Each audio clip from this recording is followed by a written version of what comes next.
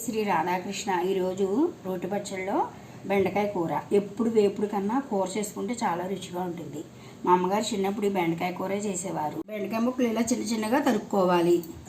కూరకి బెండకాయ కూరకి పోపులు, ఎండుమిరపకాయలు, కారం కాస్తే ఎక్కువ వేసుకోవాలి. 2-3 ఎండుమిరపకాయలు, ఓ స్పూన్ మినప్పప్పు, 1/2 స్పూన్ ఆవాలు, ఓ స్పూన్ శనగపప్పు, 4-5 పచ్చిమిరపకాయలు, ఎండుమిరపకాయలు, కొంచెం ఇంగు కూడా పోపులో వేసుకోవాలి. ఈ కూర కరివేపాకు రుచి ఎక్కువ కరివేపాకు వేసుకోవాలి. కూరకి 2-3 చెంచాలు నూనె వేసుకోవాలి. ఇందాక బెండకాయ కూర పోపులు చూపించాం కదా, ఇవన్నీ కలిపి వేపేసుకోవాలి. ఇంగు పొడి కూడా వేసుకోవాలి కొంచెం. ఇలా వేగాలి.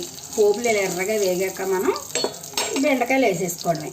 వేసేసుకుని మూత పెట్టేసుకుంటే మెత్తగా మగ్గిపోతుంది. మగ్గాక మధ్యలో మనం చింతపండు పులుసు వేసుకోవాలి.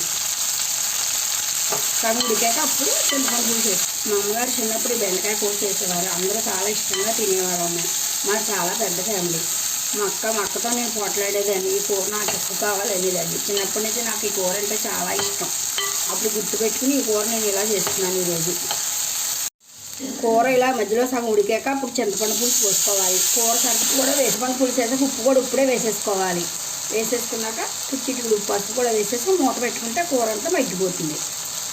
1/2 గ్లాస్ నీళ్ళతో వేసుకుంటే కొంచెం మెత్తగా మగ్గిపోతుంది.